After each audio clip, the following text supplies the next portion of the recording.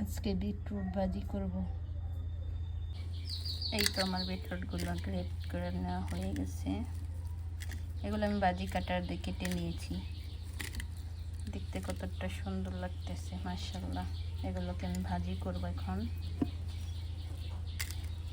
কে কে beetroot ভাজি খেয়েছেন বা খান অবশ্যই জানাবেন। খুব ভালো লাগে বিটরুট খেতে।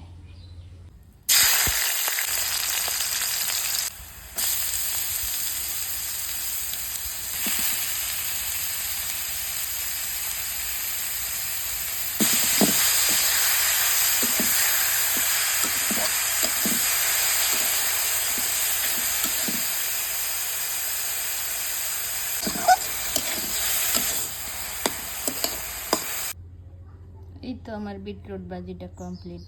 দেখতে একদম লাল শাকের মতোই লাগে, গ্রানটাও লাল শাকের, খেতেও খুব ভালো লাগে।